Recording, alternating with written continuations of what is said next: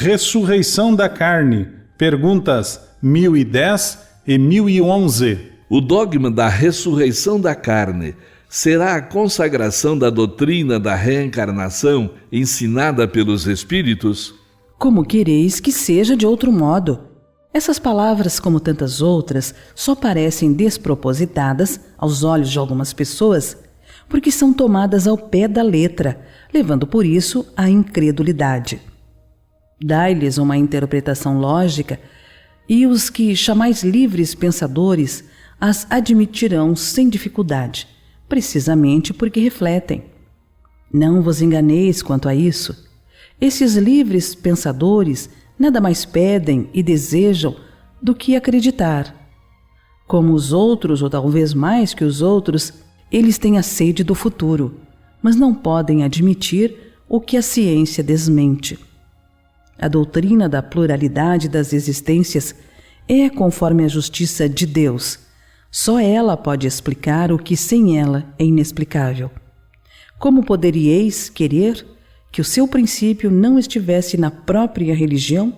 Nota do tradutor. Na segunda impressão da segunda edição do Livro dos Espíritos, que serve de base para esta tradução, as questões 1012 a 1019 correspondiam às perguntas 1011 a 1018, da primeira impressão da mesma edição. Esta mudança nos leva à conclusão de que era propósito do autor identificar pelo número 1011 a questão que se segue a de número 1010 e que antecede a de número 1012, o que nos parece perfeitamente lógico. Todavia, esta identificação permaneceu em aberto nas demais edições francesas publicadas enquanto Kardec estava encarnado.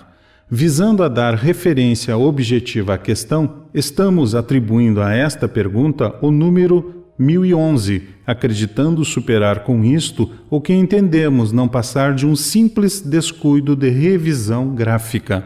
Assim, pelo dogma da ressurreição da carne, a própria Igreja ensina a doutrina da reencarnação? É evidente. Aliás, essa doutrina decorre de muitas coisas que têm passado despercebidas e que logo se compreenderão neste sentido. Dentro de pouco tempo, se reconhecerá que o Espiritismo se destaca a cada passo do próprio texto das Escrituras Sagradas.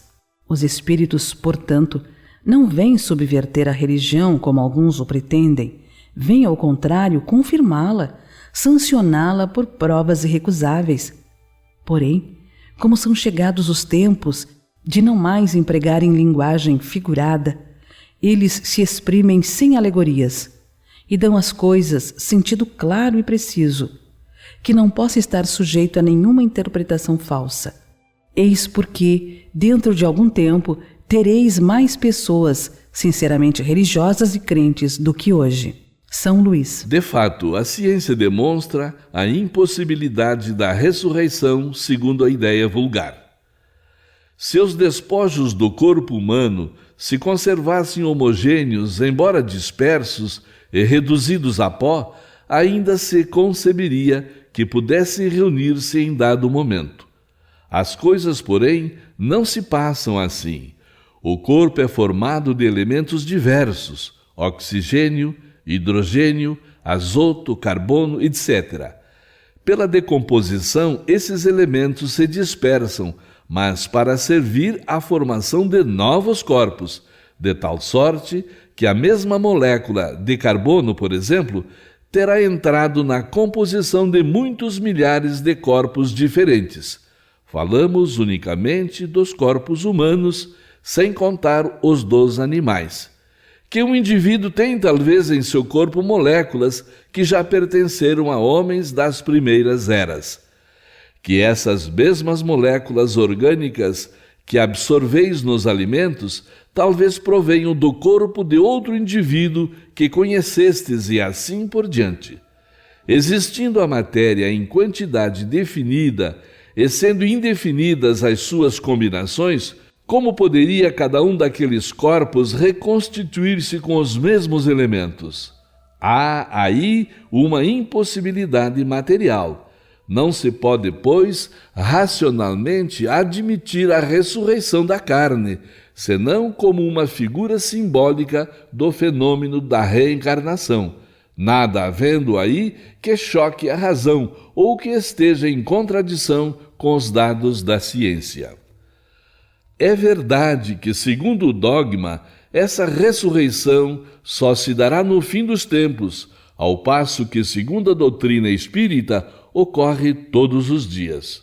Mas, nesse quadro do juízo final, não haverá uma grande e bela imagem a ocultar sobre o véu da alegoria, uma dessas verdades imutáveis que não encontrará mais incrédulos quando lhe for restituída a sua verdadeira significação?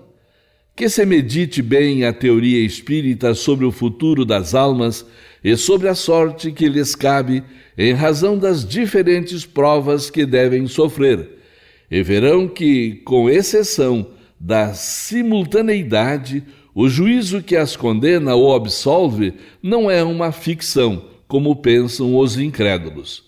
Notemos ainda que aquela teoria é a consequência natural da pluralidade dos mundos, hoje perfeitamente admitida, enquanto que, segundo a doutrina do juízo final, a Terra é considerada como o único mundo habitado.